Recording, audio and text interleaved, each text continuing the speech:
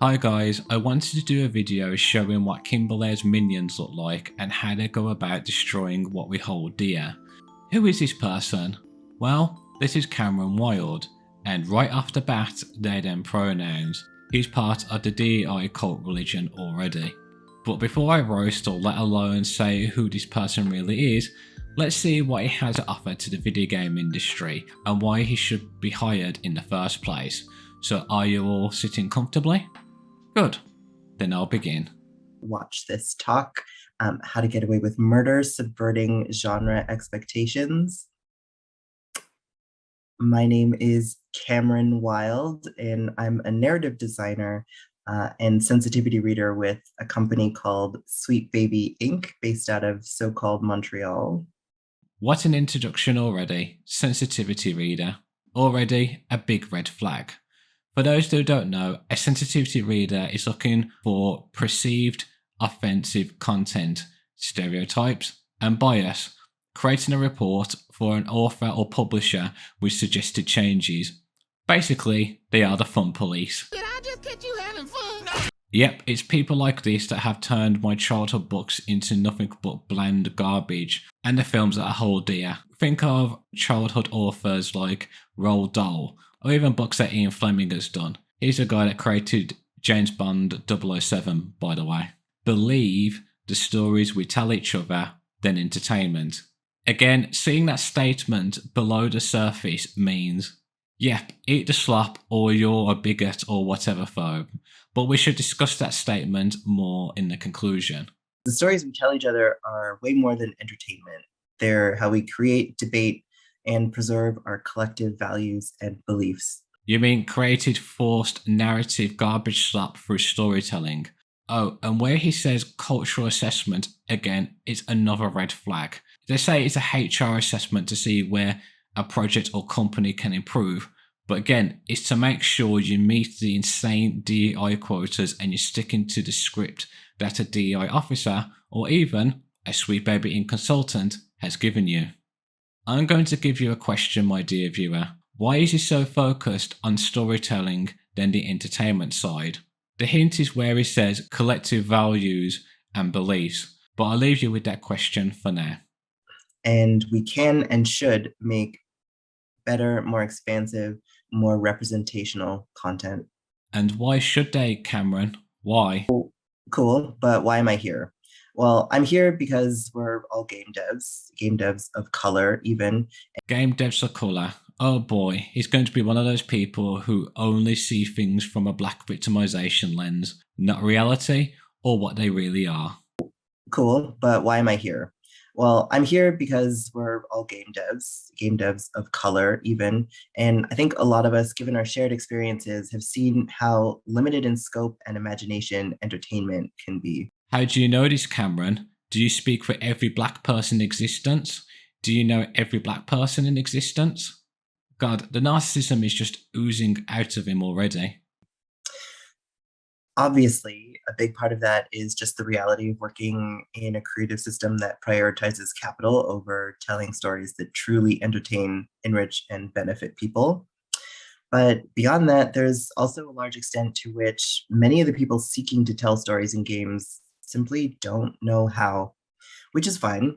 That's why we at Sweet Baby do what we do. So Cameron already knows this. Cameron already knows the reality is that money is more important than what everybody else thinks or believes.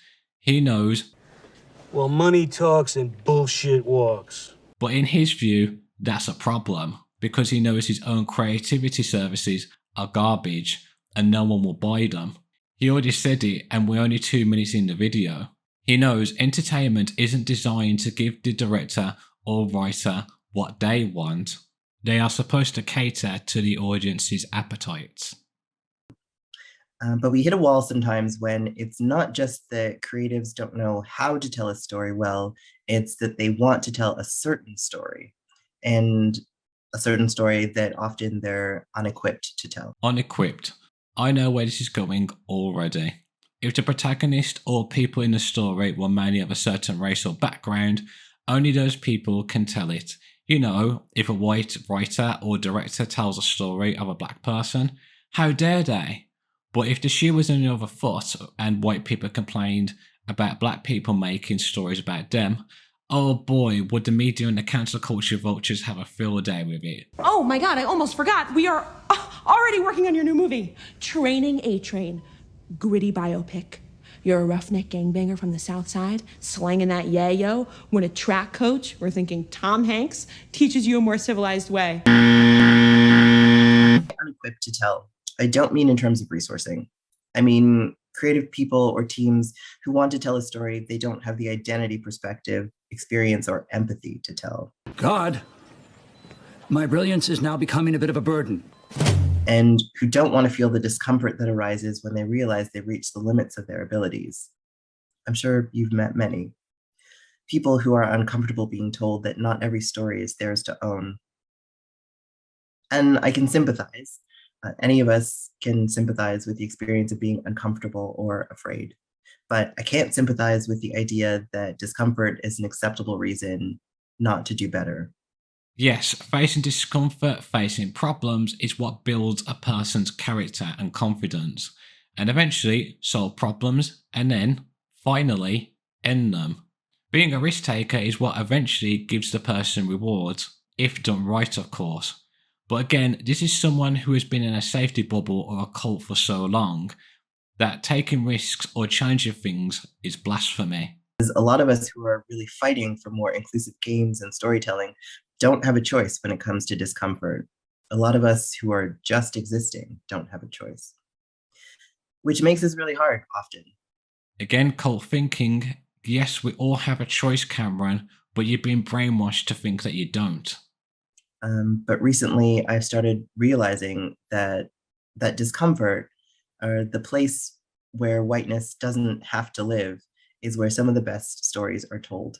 No, again, he referred to white people saying they have never faced discomfort at all. Spoiler alert, yes they have, and that goes for everybody in the world as well. But in Cameron's distorted worldview, I have, so I'm qualified to make these stories, trained to hate and not treat white people as human beings. Got it. And when I'm looking at media that relies heavily on tropes, cinematic conventions, and predetermined narrative arcs. And I know that's kind of a fuzzy definition of a fuzzy term, but that's also the point. It's that often you don't know genre until you feel it. And as such, some of the most resonant experiences for me of seeing myself on screen and feeling really accurately perceived has been through genre cinema. Again, me, how I feel. He even says to understand genre, you have to feel it, not articulate and explain. And that's the problem with him. He's not articulating or asking the deeper questions about the subject at hand, only feelings. So we know why he's a hollow husk of a broken man. Because if I asked him what, how, why, when, and to give me examples, he won't be able to do it, as it's not in the Sweet Baby Inc. Progressive Handbook. Is, maybe of all time, is a comedy called Blazing Saddles, which I think often catches people off guard. And it would also probably catch them off guard if they knew it was my parents' favorite film. Because my parents grew up in the US in a time when they weren't allowed to eat in diners with their white friends. But the reason I love it is that beyond some truly classic Mel Brooksian slapstick humor and fart jokes, Blazing Saddles is extremely aware of social inequality and finds its humor in that darkness, which means I can laugh in a way that is cathartic. It's a movie that isn't making jokes about me, but for me. And I think that's really awesome. Because you can tell just in the text, but it's also a fact, that Brooks worked with Black writers to make sure the jokes came at the expense of whiteness and chipped away at an absurd social hierarchy. It's deliberately and unexpectedly maybe a narrative that contributes to the liberation of people like me. It isn't respectful. It's offensive. Yeah, but it offends the right people. Offends the right people. What do you mean by that, Cameron? Let's see why he thinks that, and I'll explain it. People. which is to me the point of truly incisive, intentional genre work. Which brings me back to the aim of this talk. So in my work in narrative, we're often tasked with quote unquote sensitivity reading, a term we frankly don't really love because despite its huge importance, sensitivity reading is often seen as reductive and flattening. And censorship, might I add. In the most frustrating cases, I know that I, a Black non-binary person, More me. is going to be seen as someone looking to reduce quote unquote offense, basically a buzz killer. They assume that I'm going to want less violence, less discomfort, or some kind of coddled, boring, or nice story, when actually it's really the opposite. You liar! You're saying you don't want reality. You want stories that evolve around you and what you think is right or wrong, not allow the audience to think for themselves. And in order for you to achieve that, you want to be praised for your censorship by masquerading it as a nice present wrapped in a pink bow. The purpose of sensitivity work is not to tell easy stories or boring stories. It's to tell stories that resonate, that fire people up and excite them, take them on journeys. It's to ensure that we tell stories that are big and loud and scary and subversive, but that we do so with authenticity and that we get to the heart. Okay, Cameron, when it comes to authenticity, why are you not giving the audience what they want then? You want stories to resonate, don't you? So why can't you give the audience what they want? Because ultimately, if you're telling a story that misses its audience, that doesn't ring true, or that fails to cut in the right direction, the problem isn't that it's just insensitive. The problem is it's bad. Yep, just like you and Sweet Baby are doing, being the Black Widow of the video game industry. An apology. This isn't the talk that I pitched, which isn't to say anyone should panic, but it's that when I wrote up my outline, I had a whole plan that I was going to take note and get out and approach this by talking about horror and the ways Jordan Peele and others have really nailed it, alongside a few examples of how movies like Django Unchained have fallen short. If you haven't seen Django Unchained, I guess like congratulations to you. But it's about an enslaved Black man played by Jamie Foxx, rescued from slavery by a white bounty hunter played by Christoph Waltz. And through the course of the film, he learns, I don't know, some stuff, I guess. And then he ostensibly gets his revenge on white supremacy or whatever, which on paper sounds like a premise that could make for maybe some brilliant genre storytelling. And I'm sure many people, Quentin Tarantino in particular, feel like it's a liberatory masterwork. You lie! You lie! He hasn't watched the film. He hasn't watched the film at all. The film goes on from Django trying to rescue his wife to eventually getting revenge on Stephen, because how dare Stephen, a black man just like him, betray him? He could have run away with him as he was now free. But the moment Dr. King Schwartz killed Calvin Candy, that meant Stephen had no power anymore, and everything he worked so hard to get above other slaves and to manipulate Calvin was gone. But in Stephen's mind, how dare Django be free and be riding with a white man? I can go on, but I'm showing you the difference between me seeing things between the lines and seeing them for what they really are, and Cameron, who only see things in the black Marxist lens. But when I sat down to rewatch it, I realized how boring it is.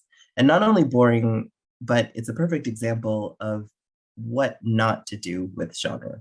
So I'm sorry, because I will talk about how to do it right. But before that, I'm going to have to talk about how Django Unchained and Quentin Tarantino in particular get it so wrong. Because in my work, I meet a lot of Tarantinos. These are people who say, I want this to be gritty, dark, or edgy. And they have this obsession with edginess. Why is it boring? Explain it, because the audience doesn't think so. You're entitled to your own opinion for saying it's boring and it's not for you, but how does the statement from the beginning justify the profits that have been made from this production? Because the numbers say millions of people in the world loved edginess. So when Quentin Tarantino saw that, he was like any other director. Okay, edginess sells. That's what I'm good at. Suggestion noted. I'll give the audience what they want. And the rest was history. Sort of a context-free version of art is supposed to make people uncomfortable. As an auteur, Quentin Tarantino feels like someone who grasps after edginess when they don't really have any human tragedy to explore the depths of. They don't understand that growth comes from trauma, sure, but it also comes from joy. Cameron, are you implying that Quentin is not a human being, just like yourself? He holds a no pain, no gain kind of mentality that I think is unshakably rooted in white supremacist patriarchal values. And there we have it. He just said it. I don't think he realised what he just said, but he admits it. He admits that Quentin is not allowed to tell stories of tragedy or trauma or even revenge because he's a white guy. And in the woke mind virus, white people have it easy. How dare a white dude tell a story of a black man? How dare he make money from this? Is what he just said. And in that, we come to the first lesson. Django teaches us about genre. And if you want to keep those teeth, Missy, you won't suck them at me. Shut up! If you want to be edgy, realize that it's meaningless unless you yourself are taking risks. If you are a person with power and privilege, you're only taking a risk if you're challenging the structures that gave you that power and privilege in the first place. By creating Django Unchained, Tarantino has challenged nothing about himself. When will the lies end? I swear, this dude has done no research on Quentin. If he did, he would not be saying that statement. Because Quentin came from nothing. He had no rich family, no winning ticket inheritance. He was on his own, and it was his knowledge of the film industry and being an actor in some shows and films that got him where he is today. He even had to use his paychecks to fund his own independent films. But again, in Cameron's distorted, narcissistic view, how dare a white man have success that I don't, that I want? Mel Brooks took the mick out of everyone in that film. Again, he's seeing things in a black victimization kind of view. If he saw the productions Mel Brooks has done, he was always a risk taker. No one was safe from his comedic talent. If he saw the producers, he would understand how much of a risk taker Mel Brooks was in the time it was made. But why does Mel Brooks get a pass for his whiteness? Right, because he made something Cameron stumbled upon and liked.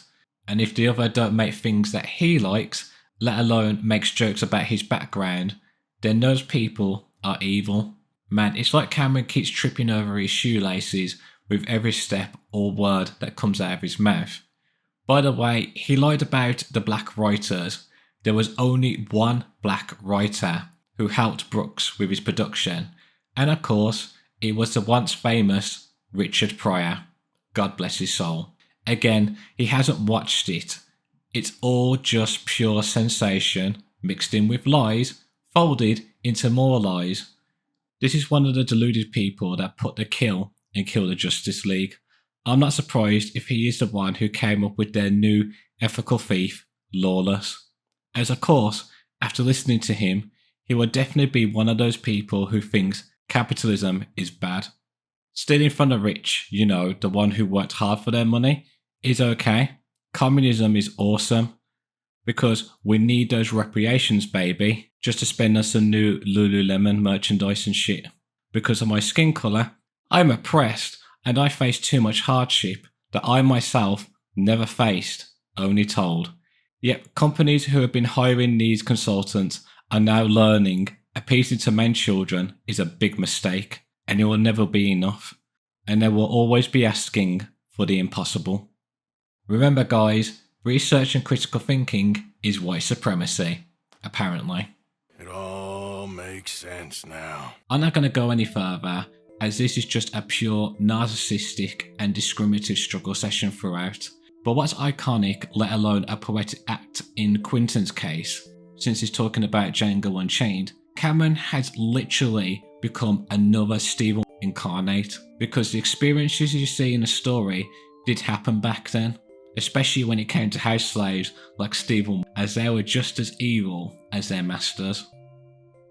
So now we know what is involved of being a Sweet Baby Inc. cult member. The main question is, how did Cameron become this way? How did Cameron become the very thing that he despised the most? Well, when you're in a cult, and especially in the DEI and alphabet soup one, there are 3 things that have to be stripped away in order to be a cult member of Sweet Baby Inc. and many other video game companies right now. Number 1, dehumanization. This is where you have to strip the subject of their humanity, making them subhuman, leading them to think they are inferior. This makes their harmful or discriminatory actions justifiable. Number 2, critical thinking and any other education outside the cult is evil. In order to keep your cult members down and always keep crawling back to the leaders, is to make sure they are naive, dumbed down, and scare them that anyone from the outside world that is reasoning with them or show them the truth are the enemy. Now, of course you heard all the degrading words like bigot, phobes, isms and ists, but to the cultists, they are too scared to be labelled that. It's their worst nightmare. I mean, I can show them statistics, data, videos, photos, or even take them to German CC camp or to meet the individual, but it doesn't matter, they don't want to know. In their eyes, you must listen to your new parent cult leaders, no one else, even if it means ostracizing your own family. You don't want to upset the apple cart now, do you? But the only time they will listen is when reality comes to bite them in the backside, which of course is happening right now, as no one wants to hire anyone associated with the Sweet Baby poison. This is the tragic part, but I'll get to that part in the conclusion. Number 3, outsiders are not allowed to work with us. Diversity of thought does not exist. Even see or listen to what goes on from the inside. Sweet Baby Inc. is your new family now. Hey, let's make Chris and Linda an official part of the group.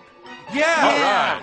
One of us, one of us. Google gobble, Google gobble, one of us, one of us. Google gobble, Google gobble, one of us, one of us. And you must protect the Sweet Baby Inc. way of life, meaning putting as much DEI message slop into the video games, terrify and blackmail companies into compliance, or especially those who are lost and miserable but need help with their companies, to be the cure to make them strong and healthy again.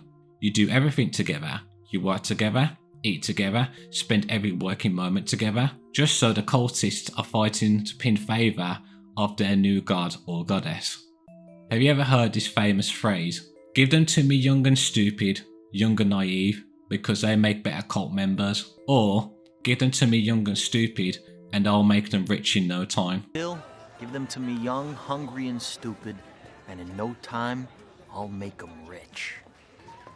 If you said Jordan Belfort or the Wolf of Wall Street, you are correct. Now, quick question. In Jordan's brokerage company, why didn't he hire intelligent people, let alone licensed brokerers, in his company, Stratton Oakmont?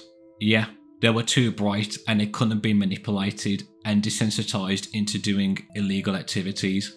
Jordan wanted desperate, lonely and vulnerable people. Them being useful idiots at life was a bonus, because if you hire those kinds of people, you can manipulate them and mold them into doing anything that you wanted, no questions asked. But when Jordan was arrested by the feds and was interviewed, what he said was very chilling, but it made a lot of sense of what was going on.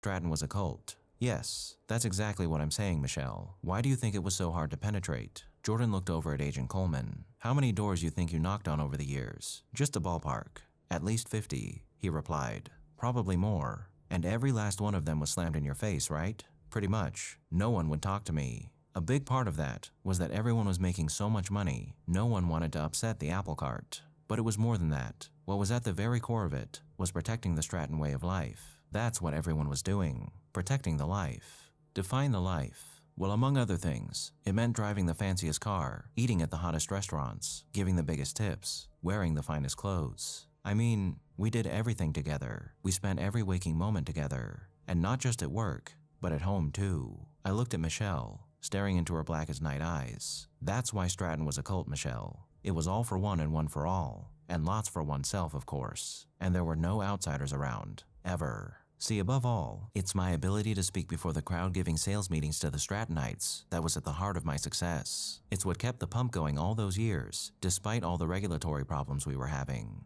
The meetings. Yes, the meetings. It's what separates, or should I say separated Stratton from every brokerage firm in America. Twice a day I would stand before the boardroom and preach to the brokers. No one on Wall Street had done that before. Occasionally, a brokerage firm would bring in a guest speaker, someone like an Anthony Robbins type, but it was always a one-shot deal, not as part of a program. And that's a complete waste of time. To do it once. If you want results, you have to do it every day. And if you really want results, you have to do it twice a day. Once in the morning and once in the afternoon. Then miracles can happen. But of course, I wasn't aware of that back in my Great American days. Although I will tell you that the first meeting I gave was a real eye-opener. It took place inside the warehouse in Forest Hills, Queens. There were 20 salesmen there, most of them in their early 30s. They were all dressed in jeans and sneakers, trying to look like truck drivers. They were gathered around in a circle, and I was standing at the center.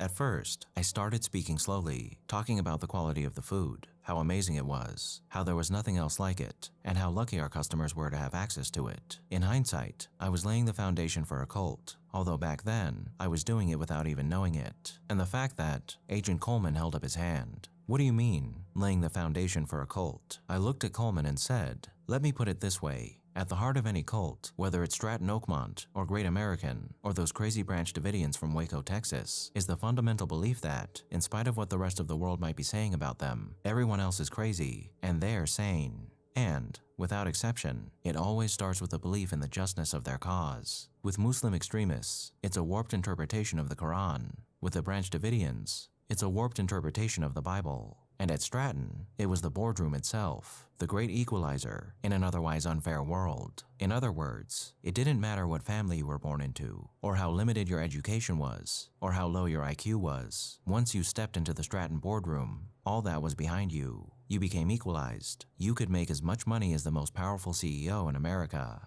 All cults draw their power by advancing a concept like that they have some sort of one-up with the world. With Great American, it was having food you couldn't get in the supermarket. And with Stratton, it was the promise of becoming rich, in spite of the fact that you were a high school dropout who deserved to be working the checkout line at 7-Eleven. That's why I said before, give them to me young and stupid, young and naive, because they make much better cult members. What Jordan was doing is no different to what Kim Belair and her minions are doing. Yes, they were taking advantage of desperate people, as well as other companies, who unfortunately had very naive CEOs and executives plaguing them, or preferably one of their own cultists working there. Jordan promised people that they will be rich and happy, while Kim Belair promises a diverse utopian video gaming paradise. But was it ever going to happen for those people getting duped? Of course not. It was all for the cult, or should I say, the cult leaders themselves. But another big factor that a lot of people don't talk about is Jordan and Kim knew that people's anxiety was the catalyst to form the perfect cult members and to dupe people and companies to doing what they wanted them to do. Wife about it. Can I call you back? They don't know, right? They gotta think about it, they gotta talk to their fucking wives or the fucking tooth fairy. Point is, it doesn't matter what the fuck they say. The only real objection that they have is that they don't trust you guys. And why should they trust you? I mean, look at you, you're a bunch of fucking sleazy salesmen, right? So, what do you say? You mean to tell me that if I put you in at Union Carbide at a 7, it took you out at 32? Texas Instruments at 11, and took you out at 47? U.S. Steel at 16, took you out at 41. You wouldn't be saying to me right now, Chester, pick me up a few thousand shares at Disney on the spot right now. Come on. I mean, honestly, Kevin, honestly, seriously? I don't know you. You cold called me. You're a total stranger. You sound like a pretty sincere guy. It's not gonna make you rich, and it's not gonna make you poor. But what this trade will do is serve as a benchmark for future business, Kevin. Do you feel comfortable with me now, Scott? And then you'll know for sure that you finally found a broker on Wall Street that you can trust and who can consistently make you money. Sound fair enough? No, yeah, I gotta say I'm pretty impressed. I don't know, what are you thinking? Kevin, you give me one shot here on a blue chip stock like Kodak. And believe me, Kevin, the only problem you're gonna have is that you didn't buy more. Sound fair enough? Shit, my wife might divorce me, but yeah, let's do it. Oh, yeah. Excellent choice, Kevin. How much you want to go for this time? Let's do $5,000. We try 8,000, Kevin. All right, let's do 10. 10. You want to do that? Excellent choice. Kevin, let me lock in that trade right now and get back to you in a few minutes with an exact confirmation, Kevin. Right. And welcome to Stratton Oakmont. Thanks, man. I'm going to have a beer. It's fun. Take it easy, Kev. Hey, thanks, Jordan. Thanks a lot. And if you're in development and you are part of like that dominant voice, you're like a cis hetero white dude or just adjacent to that, do not wait until the end to call your consultants. Bring them in at the beginning, and instead of asking them, hey, is this very racist thing we did very racist? Or is this deeply offensive thing we did deeply offensive? Are you hurt by it? Ask them what they want to see. Like, ask them what would thrill them, what would bring them joy. And if you have a team lead, put that request to them very, very early. If you're a creative working in AAA, which I did for many, many years, put this stuff up to your higher-ups. And if they don't see the value in what you're asking for when you ask for consultants, when you ask for research, go have a coffee with your marketing team and just terrify them. With the possibility of what's going to happen if they don't give you what you want. Because they have to consider, like, I say that out loud as a joke, but it's actually very, very true, because if you start to consider the people who are player and audience facing and who have to deal with mitigating harm and with keeping the sentiment around their game and their project positive, there's like a genuine value that you can impress upon them with both ethically and financially. You can say this is important. And it's also a valid discussion to have, because if you're working with a very thin narrative budget and you work in AAA, I think you'll be pleasantly surprised or dismayed by the amount of money that marketing can give you. If you're not in AAA, and if you're indie or if you're freelance and you're building a budget because you still have to and you're writing up a pitch, I would say that you should consider adding the necessary funds for representation into your scope as you would any other item. When we budget as Sweet Baby Inc., we actually add about 10% of our entire narrative development budget to hire storytellers and collaborators who can kind of help us see where our blind spots are. And if they aren't in this industry, because a lot of the time people are like, uh-oh, they're not in this industry, we can actually bring them in to help as consultants for areas where, like, you know, they can start learning, we can help them learn, they can help us learn. And if they aren't in this industry, because a lot of the time people are like, uh-oh, they're not in this industry, we can actually bring them in to help as consultants for areas where, like, you know, they can start learning, we can help them learn, they can help us learn. Get the out of my room! Oh my God! Oh my God! Scare them, terrify them, make them believe it's the only once-in-a-lifetime opportunity, and they will never get it again. Anything to raise one's desperation, or even to make them believe it's the only way to make them feel powerful and make them feel good about themselves. If Stratton Oakmont had a motto, it would be, that's our money in your wallet. And if Sweet Baby Inc. had a motto, it would be, us losers have been marginalised for too long, we want control over the video game industry now, and if we don't get that, then no one else will. Hence, burn it to the ground. Sounds very sociopathic, doesn't it? But this is a repeated pattern as old as time. The promise that never came, with so many people's livelihoods and reputations destroyed in the process. Sweet Baby Inc. is one of the black widows of the video game industry, with their known weapon of choice, the mighty DEI/Bridge 2.0 ethylene glycol poison initiative, laced into the very waters that a lot of video game companies drink from. He poisoned our water supply, burned our crops, and delivered a plague unto our houses! He did? No, but are we just gonna wait around until he does? Thinking its sweetness is a very unique flavour that you could not get anywhere else. Ethylene glycol has another common name. You would know it's antifreeze. It has no odour that comes from it, but people have said it tastes very sweet. It's a great way to lace it in someone's drink or dessert. but it's a very slow and painful poison that causes seizures and organ dysfunctions. Just to say, YouTube, I'm not giving anyone ideas, I'm just using it as an example for this video. The DI doctrine has been in industries for many years now, and we can see its slow, crippling effects already, from mass layoffs to video game studios closing down altogether. So if you think the DEI or Bridge 2.0 is the cure, or is the pathway to the land of milk and honey, well, you thought wrong. It may be sweet and delicious on your taste buds, but your company will be on the brink of a slow and painful decline. I hope I fully explained why the people at the DEI consultancy firms are thieves and liars, and why they behave in this fashion. So you yourselves are better equipped, and what are the signs to look out for? The name of the poison DEI may be falling off people's tongues, but remember, patterns and algorithms never change, like a leopard's spots.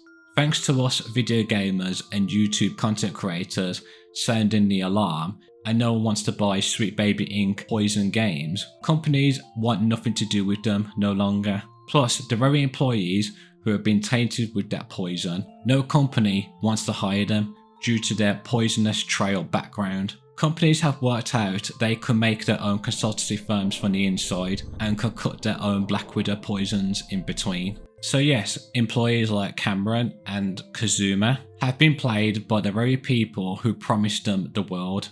The narcissism cycle is sweet indeed, and unfortunately it won't be destroyed anytime soon. All we can do is be alert and vote with our wallets. This is Wilksy15 signing out.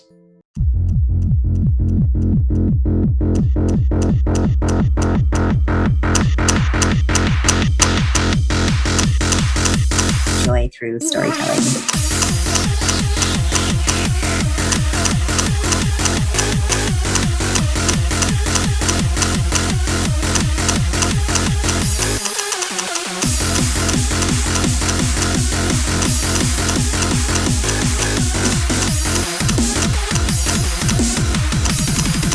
It offends the right people.